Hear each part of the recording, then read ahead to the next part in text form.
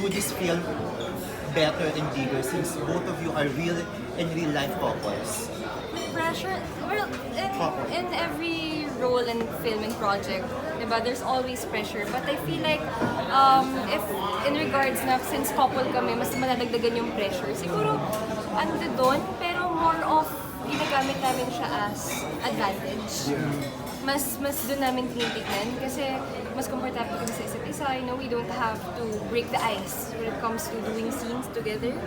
Hindi kami nagpakain dun sa pressure kasi alam naman namin na syempre may mga taong mag-expect malamang kasi we're together talaga in real life, dapat sobrang effective on screen. Pero sa akin kasi the more you think about it, mas lalo mo sigurong magiging conscious ka eh. Kaya I really focus on improving on my craft and making the scenes work with me. So it did come naturally para sa inyo? Maging natural. Tsaka basta willing kasi kaming dalawa. Yung important. Willing kami tumalon. Tapos, and we trust our director, our creatives, as long as they tell us na okay yung ginagawa nyo. We trust them. Segue tayo sa second interview, parang sabi nga na in your previous relationships, siloso kayo. Pero ngayon, chill-chill lang kayo. Paano naka-grow yun? I think it has a lot to do with maturity. Individually, we both matured in our own way. Syempre with different support systems, with different learnings and experiences. Pero in the relationship, when we entered, it really boiled down to creating a very strong foundation that has no time to be toxic. Kumbaga, yun yung coming into the relationship yung talagang iniiwasan namin. Okay, hindi tayo mag-create ng monster out of this. Kasi pointless. Tsaka, for us kasi everything's a choice. So choice namin dalawa kung ano, gagawin ba namin itong issue, gagawin ba namin itong big deal, hindi. So, and communication plays a big role in a relationship. As long as feeling ko kapag you communicate properly, there's nothing to worry about. Pero when was the last time? Siyempre, more or less meron din minsan na selos factor. When was the last time yung selos cases?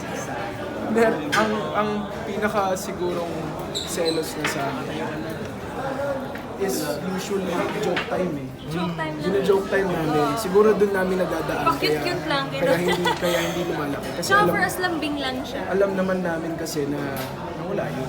Kasi it's either katrabaho mo, dahil sa eksena to, or talagang wala ka. Kaibigan, group of friends lang. So, Minsan nga, selo sa time, ganun lang. So, mas sa oras eh. Lambing lang. Mas sa oras. Sino sa inyo yung unang nalubuyo? May matampuhan, hindi na mawala yan. Yeah. Depende. Depende kung sino may guilt. Mabilis lang. Parang as much as possible, we don't end the day without communicating about it. Hindi siya Hindi ako makakatulog. And alam ko yun. So, if at pagkapagabi na, tapos wala pa rin nangyayari, ako na yung magpupusa. So, when Ilang years na yun? More than 2 years. Ang dami. Ang dami. More than 2 years.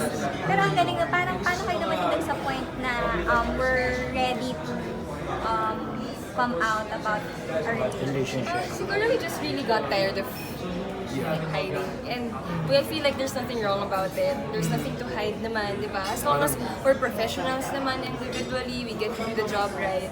And we're not, our relationship isn't an instrument for us to pull each other down, then there's nothing wrong with it naman. When you were starting yung relationship, ano ba yung tigil sa inyo? Bakit hindi? We wanted to protect it so bad, the relationship. We Kasi wanted madaming limitations also. Siyempre, and those limiters, unti-unti na lang din in-accept na wala, we're just really together. There's really nothing wrong about it. Pero, yeah, nung time na yun, syempre we're from different networks. Oh, tsaka ang daming factors eh. Ayaw na namin ng maraming kumikwestiyon. Alam mo yun, yung masyadong madaming sinasabi yung ibang tao. So sabi namin, sige, ano muna. Pero alam mo yun, wala namang matatago eh. Yeah, I think kapag may question yung sa relationship, I mean, you make battle pa or...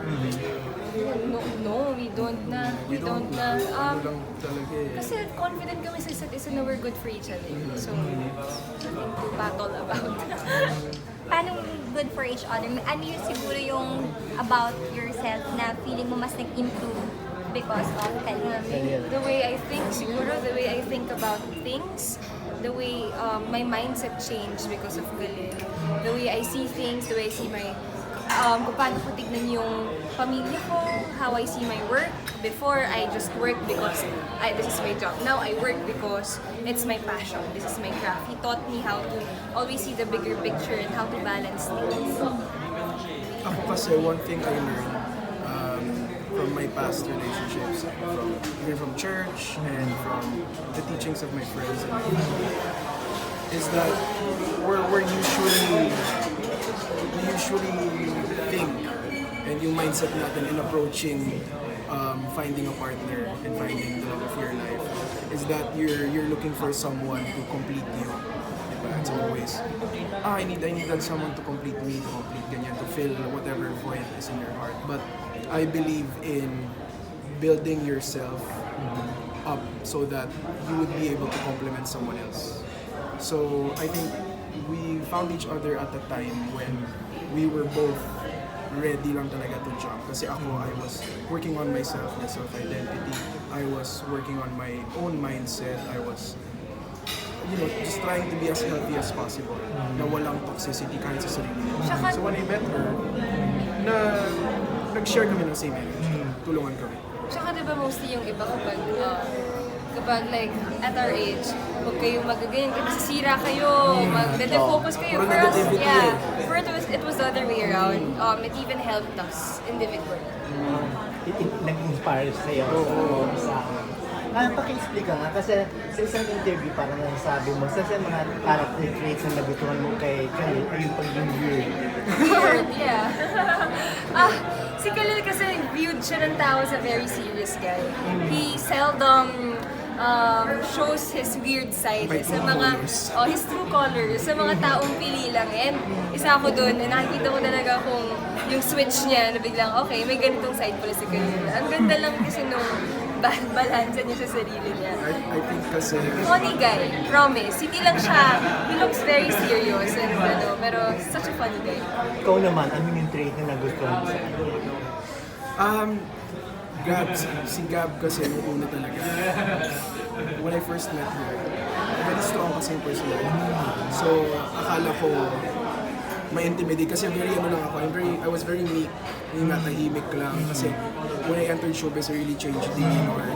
Dati kasi maloko, kaya siguro ngayon mas kilala niya ako, nakikita niya yung kalokohan ko. Pero nung nagtatrabaho na ako, I was very, chill lang na tahimik. So baka she was too strong of a personality for me.